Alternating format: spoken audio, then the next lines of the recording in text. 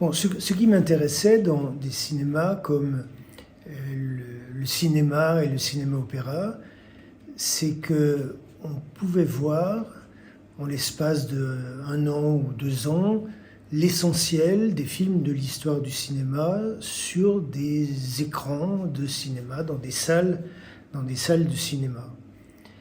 C'était une époque où il y avait des films qu'on attendait, d'auteurs qui étaient toujours vivants, par exemple Bergman, Tarkovsky, Fellini, Visconti, Kubrick.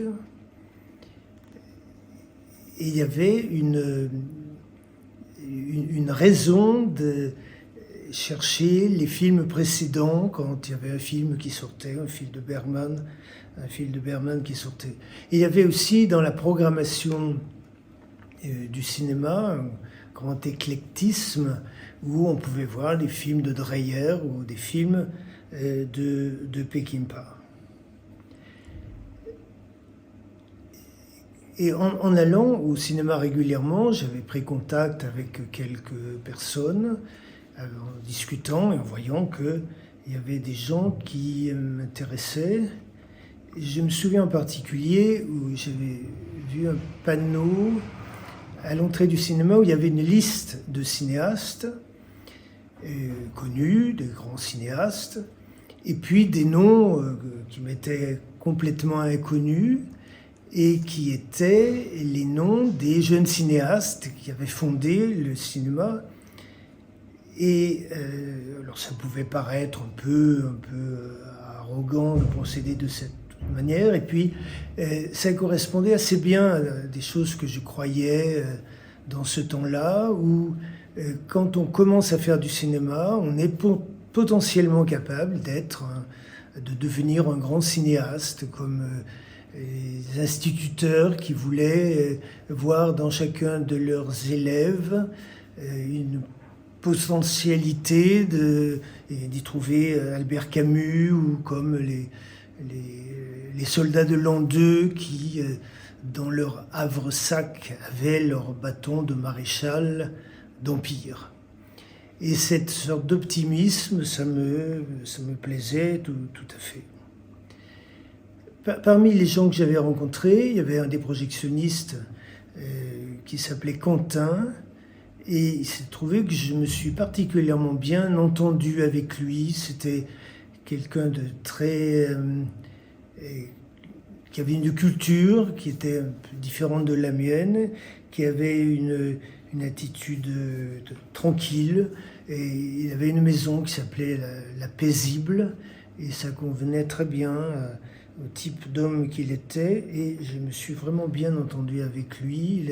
Il avait un bateau, alors ça rajoutait encore à son intérêt, et il était aussi capable de prendre des décisions. Je me souviens un problème qu'on avait eu un soir avec une copie soviétique qui n'était pas parfaitement inifugée. Donc le film, ce qui était possible est arrivé. Le film s'est enflammé et il a réagi de manière très rapide, très efficace. Et ça m'a fait mon admiration, parce que moi, je n'étais pas du tout capable de réagir de cette manière, ou je pensais ne pas être capable de réagir de cette manière. Et parmi les gens que j'ai pu rencontrer en passant par le cinéma, il y avait Michel Piccoli. Si je retiens un nom, ce serait celui-là, qui était aussi quelqu'un vraiment de modeste, de respectueux des gens, quelqu'un d'intéressé par les gens.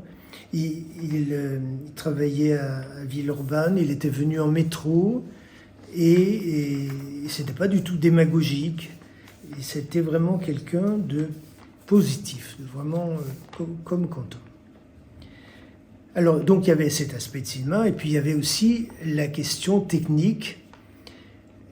Dans le film de Desplechin, les spectateurs,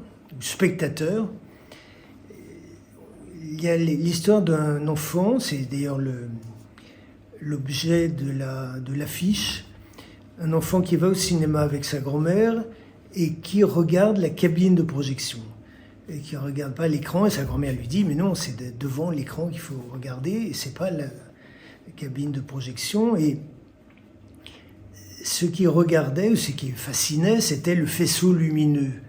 C'était comment la lumière se transforme en image, et l'image en rêve, en imaginaire, en émotion. Et moi, alors, de mon temps, qui n'est pas celui de Desplechin, il n'y avait pas un seul faisceau lumineux, mais il y avait deux faisceaux lumineux alternatifs, parce qu'il y avait deux projecteurs qui projetaient des petites bobines, les unes après les autres. Et tout cet aspect technique, il est intéressant en lui-même, dans son aspect mécanique. La mécanique qui transforme un mouvement rotatif régulier en mouvement saccadé, puisqu'il fallait projeter 24 images fixes par seconde, avec du noir entre les images. Et le système mécanique qui permet ce processus, il a été inventé au début du cinéma. Il a duré tout le temps du cinéma argentique, qui s'appelle la Croix de Malte. Et le cinéma, c'est en fait la persistance rétinienne plus la Croix de Malte. Et cette mécanique, elle est en elle-même admirable. Et il se trouve qu'il y avait à Lyon des fabricants de projecteurs de cinéma qui s'appelaient Buis et Bottazzi, que moi je voyais régulièrement parce que je m'occupais de l'entretien du projecteur 16 mm. Et c'était ces artisans qui avaient repris la fabrication des projecteurs de cinéma après la guerre, après la Deuxième Guerre mondiale, et qui faisaient des appareils dans le goût qu'on appelait le goût français, qui était le style des Frères Lumière, avec une économie de moyens, avec une simplicité dans l'apparence et une très grande solidité, une très grande efficacité. Et moi, j'ai longuement parlé avec eux et c'était vraiment intéressant. Et en plus, ils avaient un garage dans lequel ils construisaient, alors non pas les ordinateurs de l'avenir, mais un bateau. Donc là aussi, il y avait des gens qui aimaient le cinéma et qui aimaient les bateaux. Alors les films à cette époque-là, et le siècle du cinéma, ça a été toujours les mêmes contraintes matérielles qui se sont achevées avec l'arrivée du numérique. Aujourd'hui, quand on parle du poids d'un film, on pense à la place que va prendre le film sur un disque dur d'un ordinateur, par exemple 25 gigaoctets. Et à cette époque, c'était 25 kilos, un film en 35 ou même plus, ou 30 kilos, pour des films qui faisaient même 2000 mètres ou 8000 mètres. Le problème mécanique, c'était donc la projection, et il fallait une projection de très grande précision, et la Croix de Malte, c'était presque une pièce d'horlogerie. Quand on projetait une image de cinéma qui faisait sur le film lui-même à peu près 400 mm², et sur un écran de 40 m², ça faisait un énorme grossissement, et il fallait vraiment une très grande précision mécanique et une grande vigilance du projectionniste. Et le métier de projectionniste à ce moment-là était un métier qui exigeait une grande vigilance, une grande habileté, qui exigeait beaucoup de soins.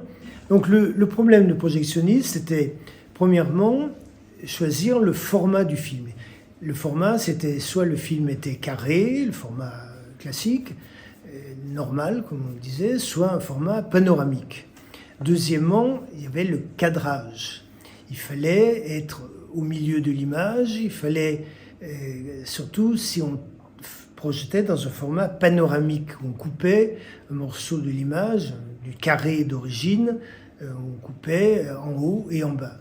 Et surtout s'il y avait des sous-titres qu'il fallait bien mettre dans l'image. Et puis le dernier problème, c'était la mise au point.